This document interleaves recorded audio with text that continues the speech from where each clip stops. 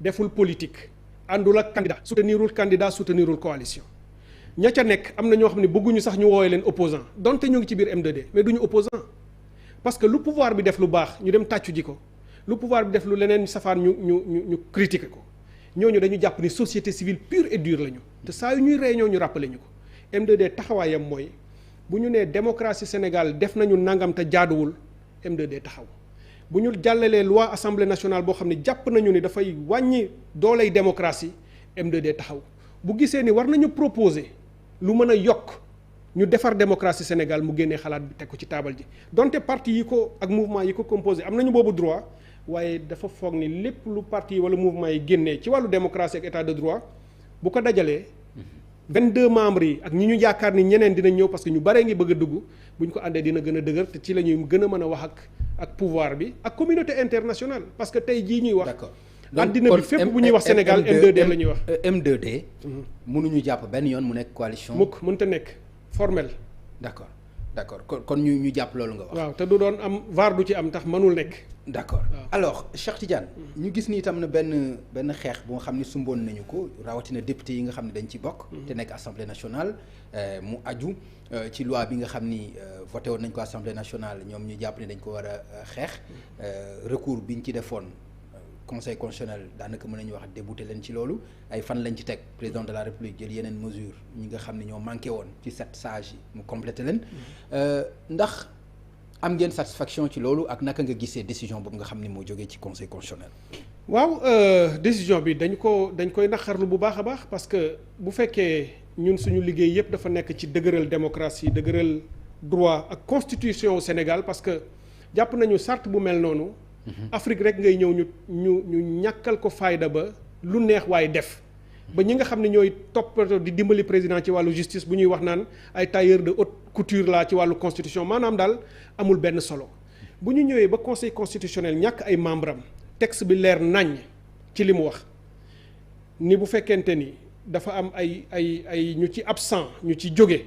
te du lu temporaire waaye lu définitif ndax ku génn àdduna ak yu demee noonu mënuloo wax ni temporaire la. texte bu leeree noonu nga bàyyi quand même conseil constitutionnel boobu jël décision mooy non seulement décision bi mënul légal waaye dafa illégitime te dafa ñaaw. mais xam nga ni conseil constitutionnel ñoo ko jël. mais ñoo ko jël. xam nga ni bu ñu ko xasee jël ba pare jeex na. xam nañu loolu moo tax bi ñu ko jëlee dañu leen koo wax. dañu leen ni jël ngeen responsabilité ci réew mi boo xam ne dina leen topp ba abadan parce que lépp lu ñu fi def dañ ko noté te pouvoir amul bu éternel ndax bëgg lu neex président Macky Sall tey. ba nga teg loo xam ne wóor na la ni sa aqulaay taala da nga nërmeel Sénégal ak yoonu Sénégal non seulement sa conscience dina interpeller waaye fi ñu sukkandiku rek ci stabilité ak dal mën a am aussi loolu bokk na ci article yi nga xam ni bokk na ci li ñu Papa Ngagne loolu fourre-tout la li ñuy wax ci tubaab loolu porte ouverte à toutes les formes de manipulation la ëllëg est-ce que xam nga ni bu ñu yemee ci jurisprudence bii ñu def ñoom donte te président qui peut le plus peut le moins bu fekkente ni bi ñu jëlee li ba mbamb am coow li yëpp jóg mu daal di fal ñett lu tax defu ko woon ay ñetti weer ca ginnaaw coow du am moo bàyyi ba mbir mi yegg si fii muy doog a jóg te dafa am jurisprudence bu ci am parce que conseil constitutionnel lépp lu mu jël ci décision dafay def jurisprudence dañu naan mësoon na fee nekk donc mën naa nekkati. dañ koy mën a attewoo ëllëg bu ñu demee mu am lu président Macky Sall bëgg a jàllale ci njariñu boppam ñu yóbbu ko conseil constitutionnel ñetti juge wala ñeenti cette fois-ci jóg ni ñun lii àndunuñ ci duñu ko votel mukk parce que dara jaraluñu ci àddina ñu jàkkaarloog suñu njaboot wala suñu askan naan leen trahir nañu leen ñeent génn mu des ñett yi mën nañu invoquer génn mu des ñeent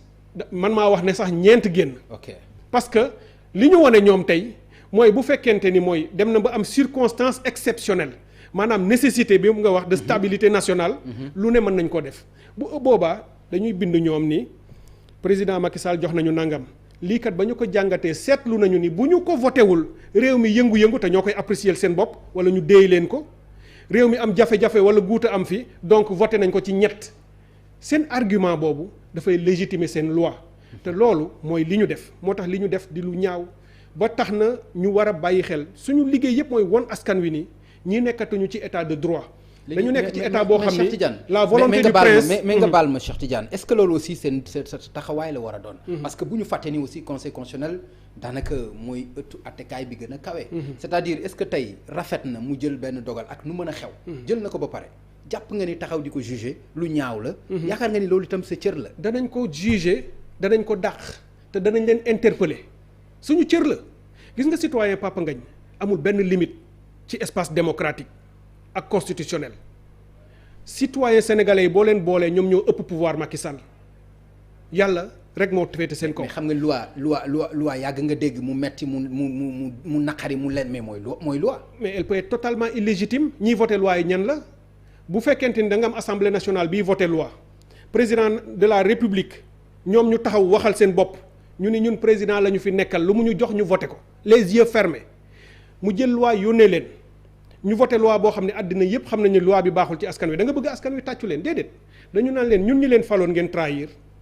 li ngeen defu leen ko seen loi am na légalité parce que dañu ne loi bu ñu voté rek légal na mais légitimité ci xolu nit ñi la mooy loi boobu dañ koy dàq gis nga Pape lu tax mu graaw dañu naan Sénégal dafa am indiscipline sénégalais yi respecté wuñu yoon sénégalais yi respecté wuñu code de la route ba li gën a graaw temps yi ci ginnaaw xale yi ci école yi di xotti kaye yi di sànni ñépp mettitlu ko du dëgg man di leen bu leen ko mettitlu ñun ñoo leen ko créer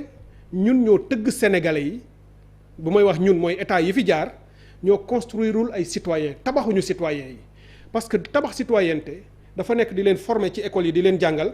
waaye li ci jiitu mooy l'exemplarité des leaders. njiit parents yi nag. njiit parents yi ci kër yi. moom ma ñëw. njiit kay. évidemment oui. Parent mooy yar. oui évidemment mooy premier niveau de c'est-à-dire boo bëggee yóbbu niveau bi foofu par exemple loolu. Pape Ngagne gis nga parent bu yarul doom. waaw bu ko yarul rôlu état la mu jëflanteeg parent boobu état loolu moo tax bu xamul responsabilité am dara du sotti ci réew. te bu fekkee dem nañu ba amul exemplarité xale yi di seet nit ñi di gis député yi di def lu leen neex. ñu naan ministre yi def nañu nangam ñu naan agence yi def nañu nangam ñu naan ñi jiite réew mi ñun waroon nekk royuwaay nekkuñu ay royuwaay xale yi dañu naan mais réew moo xam ni kenn du respecter loi xam nga lii tax nit yow Pape Ngagne ngay respecter loi man ma koy respecter ñett képp la benn mooy crainte mooy ñun ñaar ñu ragal ni bu ñu jéggee yoon ñu daan ñu mooy crainte ñaareel bi moom mooy légitimité loi bi am légitimité maanaam ñu voté ko mu jaar yoon ñu laaj ma sama avis ma wax ñi koy voté di nit ñu sell ñu def ko pour intérêt général bu ñu ko defee rek ma respecté ko parce que dama naan lii ñu def pour man la ñetteel bi xam nga mooy lan li tax ñu respecté baa ñu bañ a respecté mooy le calcul. mais nag loolu calcul démocratie aussi loi bi moom. mu naqari la non attends kaay ma jox la exemple Cheikh Tidiane nekk ñu fi xam nga pour def ay cours ci wàll boobu. waaw mais nañu d'accord ni assemblée nationale. waaw que mu nekk assemblée mécanique ak lu fa mën a nekk. bu fa loi xasee jàll mais da nga ko war a respecté. dëgg la kon jeex na. non ma daaneel foofu voilà ak lu mën a xew. may naa la loolu waaye ma yeggali li ma doon wax. ok ñetteel bi ma doon wax. ok mooy li dal Sénégal. mooy le calcul. mooy le calcul mooy lan maa ngi ci réew moo xam ne nee nañu ñun ñëpp a ko bokk président ëppale wu ma keneen ëppale wu ma démocratie la république la waaye gis naa ne ci biir réew moomu am na ñoo xam ni du ñu respecter loi yi dinañu jël ci alalu réew mi dinañu def lu leen neex ak ñoom seeni ñooñ ak ñi ñu àndal pourquoi ñu bëgg ñun ñeneen ñi ñu respecter loi yi xam nga mooy indi lan boo nekkee ci administration publique nit ñëw foofu bëgg laa ger xam nga yoon dafa la ni bul nangu loolu parce que état bi nga fi nekkal mais calcul bi mooy lan mooy da nga naan mais wan bu ma ko jëlul dama ñàkk fayda parce que xëy na bu demee ci sama chef moom mu jël ko man ma ñàkk boo ñibbee sax sa waaf kër ne la yow amuloo fayda lu tax li ñëpp di def nga koy bañ a def ba nga torox loolu mooy calcul bi li tax nag légitimité boobu ma dellu si mu am solo yaa ko wax nga ne calcul sax dafa dugg ci suñu culture. dafa dem ba mais xam nga te nekku fi woon. waaw dafa dugg ci suñu ay réalité suñu ay aada ak cosaan Papa Ngagne. nga yaakaar nekku fi woon. déedéet. yaakaar nga sous une certaine forme xam nga lu bon yàgg na ci àddina. non nga yaakaar nekku fi woon. déglu rek xam nga guerre yàgg na ci àddina du dëgg. waaye suñuy maam Papa Ngagne kaddu par exemple yu bari daawuñu ko signé parce que ngor dafa amoon lu muy représenté ci àddina jomb dara dafa am lu mu doon représenté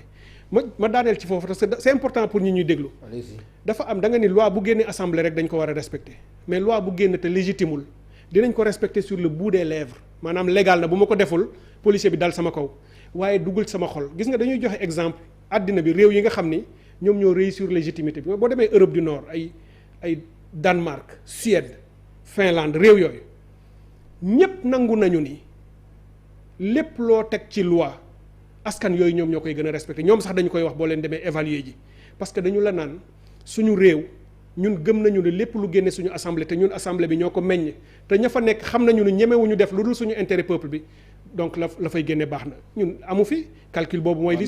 fi nekk xam nga comparaison yi nga def aussi. dafa am solo non mais xam nga. dafa am solo parce que mooy aspiration. d'accord mais xam nga ni daf ñu xam nga ni jegeeguñu foofu. kay dañ fa war a jege mais Papa Ngagne war nañu am ambition wu jege fa. ñun on n'est pas les derniers ay êtres humains lañu Sénégal bi ñu bëgg suñu premier pilier suñu projet politique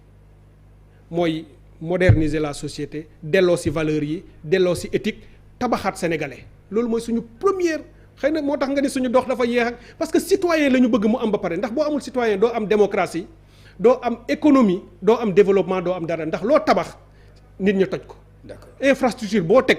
nit ñi dinañ ko saccager parce que amuñu yar amuñu citoyenneté ba ca nekk mooy la base te loolu li tax moo wax la sànq suñu projet politique assise la man commission bi ma nekkoon ci assise nationale moo doon commission éthique valeurs et questions sociétales doyen Cheikh Hamidou Kane moo ko doon présider ma nekkoon vice président bi ñu paree ca la ñu mooñe la ñu doon wax charte des assises ñu ne ñii ànd ci ngor déggoo nañu ni bu ñu jëlee pouvoir moo xam local wala national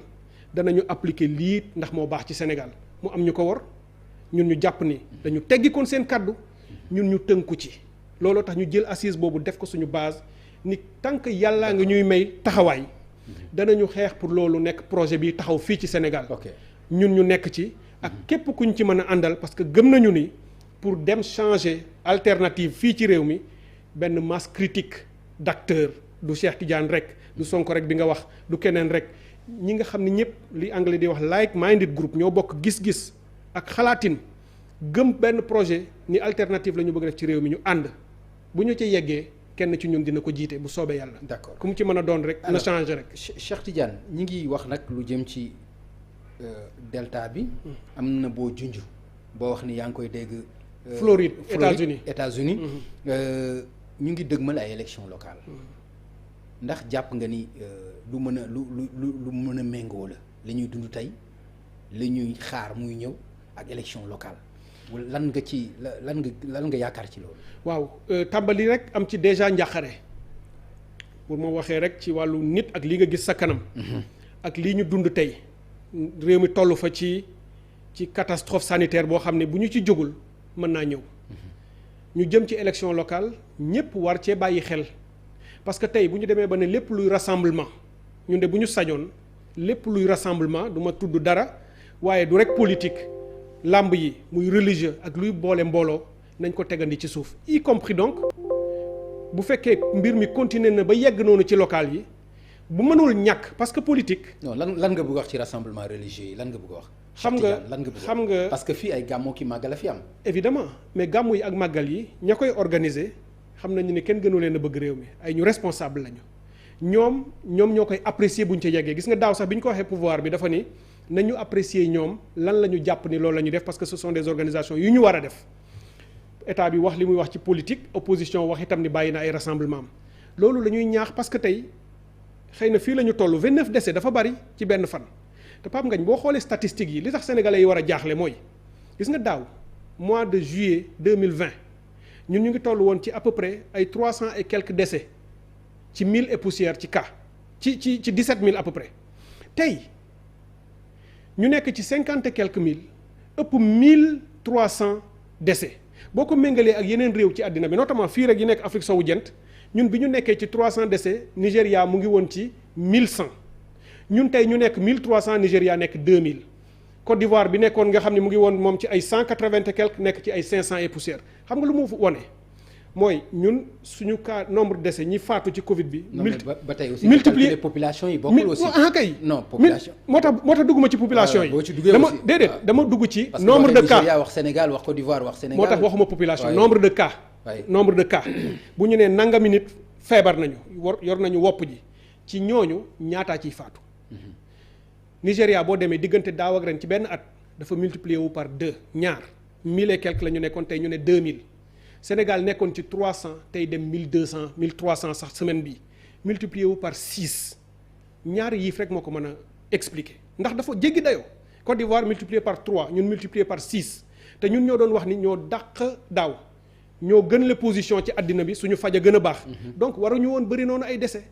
tey bu amee war nañu interroger moo tax ñun ñu jàpp ni fii ñu toll du mbiru politique bu ñu critiquer ti kenn nañu leen ñaax dimbali leen parce que def nañu ay fautes ak ay erreurs waaye nañ leen jox loxo pour la nation pour Sénégal ñaara ko mën a expliquer benn. par rapport ak élection mooy suñu problème mu thérapie mooy faj mi. xëy na tey faj mi sooxe na ba tax nit ñi di dee maanaam ku feebar ndax teel ngaa jot ci structure de santé yi ndax ba nga demee bëgg a testu ji temps bi jëlul ndax ba nga testé teel ngaa jot ci sa résultat pour ñu mën laa faj war nañ ko questionner ñu répondre ñu benn ñaareel bi war nañu questionner comorbidité lan moo tax sénégalais yi di gaaw a dee noonu ci mbir mi ndax diabète bi dafa bari fii te amul xëy na feneen lu toll noonu ndax surtension wala yooyu bu ñu ko jàngatul noonu ci santé publique danañu def erreur. d'accord moo tax ma jàpp ne bu ñu defee boobu jàngat ba pare. sa question li tax ma insister ci lii. ba pare njëkkoon wax ni président war na wax ak ñun ministre war na wax ak ñun am na nañu ñu présenter le mbir mi tey dafay dimbali décision yi nga xam ne war nañ ko jël. ci politique ci religion ci rassemblement ak lu mu mën a def. c'est-à-dire Cheikh Tidiane mooy bu ñu nee tey ñu ngi dem ci ay élections. gis nga ni xale yi war nañu dem bindu ji. c'est très important may insister ci loolu ñëpp bindu ji te état bi yombal ko parce que devoir am la. ñëpp bindu ku war a jot war a bindu ñu bind la mais tey ñoom ñu jël ay matuwaay ba nga xam ni foofu du nekk ay foyer de contamination état bee ko war a mën a def ci jumtuwaay yi ñu fay teg maanaam ñu bareel ko parce que bu fekkente ni dëkk la bu war a am. fukki lieu yu xale yi di bindoo. nga def fa ñaar. day xat dana xat. te dana jafe. naam état bi xëy na lañ ciy jublu ñoom mooy fexe ba mu jafe ba du ñu mën a bindu waaye yaa ngi leen di dajale fenn pour ñu contaminer wu. dañuy jàpp ni ñoom bu ñu ko yokkee ba mu bari xale yu bari bindu te du leen arranger loolu waratuñu xalaatee noonu. dañu war a xalaat pour l'intérêt général muy benn.